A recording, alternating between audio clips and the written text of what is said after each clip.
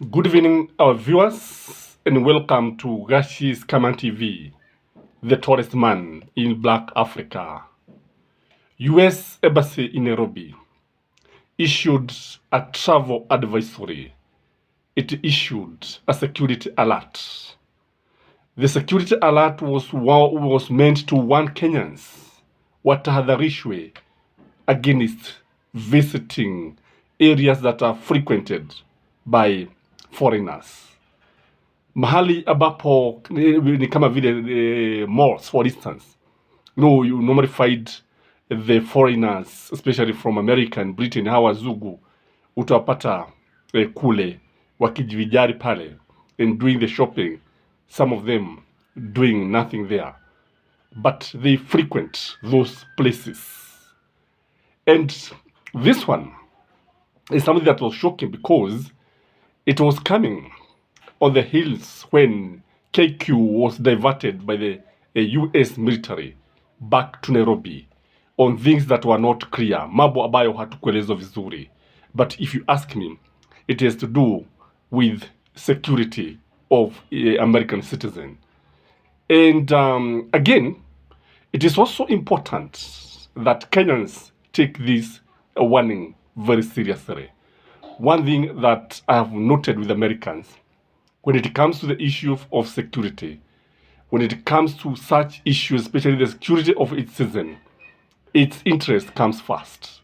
Huo ni ukweli wa mambo, na wanasahau kila kitu wakati ambapo their security or the security of its citizen is threatened. So Kenya should take this warning very, very seriously, and we should be red alert when visiting the malls, when visiting the supermarkets, when visiting some joints, because the warning clearly stated that terrorists could strike without warning. And we have been hit in the past. Unajua mtu ambaye amewahi kuumwa na nyoka akiona ung'ong'o vile ambavyo anaruka. Tumewahi kuumwa, ladies and gentlemen. Once bitten, twice shy. Ni vizuri tuwe waangalifu, because again, when you look at these guys, remember the way they were warning people, and they were telling us that Raila Amolo Odinga would lose the election, and they knew what they were saying. But the truth of the matter, they knew that they would assist in interfering with our elections, and surely they did. Now, they were fearing that violence could erupt in Kisumu and some parts of Nairobi. Na ikawa hivyo. Again, remember even the Supreme Court, they were also warning even before the judgment was done. So what should we learn from this? One of the things that we should learn is that Americans knows our country more than ourselves. And I was asking myself, where is DCI Kenya? Wako wapi wakati America ndio ambao wanatuambia vile ambavyo tunafaa kujichunga? Wako wapi? Where is the government of William Samoei Ruto when this is happening? Why is it that we have not seen our security agents getting this information even before Americans get it? But in this video, I want us to look at why Kenya could be an easy target. I want us to look at the reason why Kenya could be targeted by the terrorists. And if you're joining this channel for the first time, kindly like this video at this juncture, subscribe to our channel if you're not subscribed. Hapa huwa tunaangalia maswala ya kisiasa, hususan maswala ambayo yanatuathiri sisi kama Wakenya na ulimwengu kwa jumla. The first reason is because, Kenya is sending police to Haiti. So the mission to Haiti could be actually intrusive, could be an intrusive affair. Kwa sababu tuliona ya kwamba kule Haiti, tuliona yale makundi ya kigaidi, they were demonstrating and they were saying to hell with William Samoei Ruto, a puppet of the America. That is what they were saying. And again, when this was happening, as America Embassy was issuing the travel advisory or the security alert, if you may call it that way, the Kenyan cabinet was busy approving the mission to Haiti. This is even after the courts declined to give a go-ahead, and they said that it was unconstitutional, and the Kenyan constitution does not allow the sending of policemen on a peacekeeping mission. It is only the military that is allowed. So what was happening here?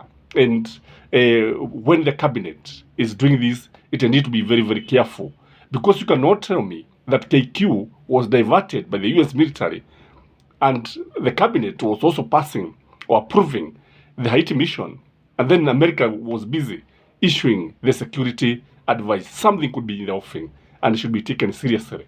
Another reason that could make Kenya an easy target is already we have taken sides in Palestinian-Israel war. Already we have sided with the big brother already, because it is not good. Remember, in one of my videos, I gave a critical analysis why Kenya should remain neutral. We have no interest. In fact, there's nothing that interests us in Haiti. There's nothing that interests us in Palestine or Israel. Even vita vyao, or even vita vya wazungu. But they want to use Kenyans. They want to use Kenyans kwa sababu wao wameshindwa kukabiliana na hali hii. Wameshindwa kukabiliana na hali ya Haiti kule mashariki ya bahari au mashariki ya kati, the Middle East, kumewashida. Na sasa wanataka Kenya, and they want William Samoei Ruto to talk about it. And William Samoei Ruto, I know one thing I didn't like about his approach is the way he came very, very fast and talked about the mission. And when he did, unajua vizuri sana, it was even contrary to the African Union. So AU gave a contradictory opinion, which was somehow embarrassing to Kenyan government. So the fact that you have taken sides as far as the Middle East wars is concerned could make us an easy target. Again, it could be a way of distracting Kenyans from the high cost of living. Unajua bei ya mafuta huenda ikapanda kesho. That is the truth of the matter. Again, the high cost of living. Tunajua kuna mambo mengi ambayo yanaendelea. Kuna matatizo mengi sana ambayo yanawaraba wa Kenya. Wakenya wanalia njaa. Wakenya wanalia bei ya kila kitu kupanda, kila uchao, mfumuko wa bei au kipeda inflation. This is something that could also be designed by the Americans. One thing that I know is that the American government has actually involved itself with affairs, with the internal affairs. Ukiangalia sana utaona kwamba the American embassy is everywhere. Now, I think they are even, you find them traveling everywhere and sometimes following the government. I think they are part and parcel of William Samoei Ruto's government. That is the truth of the matter. And when I saw the issue of GMO, when the court lifted the ban, and said that there was no threat as far as GMO was concerned, I knew something would be announced. No, this is the issue that have to do with the Americans. Sababu hao ndio ambao wanahusika na mambo haya ya GMO, and now to divert the attention of Kenyans from this, then they must come up with something. However, it is important to note that I'm not ruling out the possibility that they could be right, because in the past they have said it and it has happened. Ladies and gentlemen, something else that could make us vulnerable. KDF is still in Somalia, and because it's still in Somalia, najua mashabab pale wale magaidi bado wana hasira za mkizi, because what I've realized is that KDF is winning this war, and it has completely neutralized the threats from Al-Shabaab. That is the truth of the matter, both in Somalia and in Kenya. Mahali ambapo tunahitaji kuongeza bidii ni kule sehemu za Boni Forest, kule Malindi, kule Pwani. Hapo tunafaa kujikaza zaidi, kwa sababu kuna mambo ambayo yanatokea pale na yanaweza kuleta aibu dogo dogo. I don't know what you think, ladies and gentlemen, but if you ask me, this security alert should be taken very, very seriously. So let us be careful. Let us be mindful of our brothers and sisters, and may you have a blessed evening. Till next time, adios.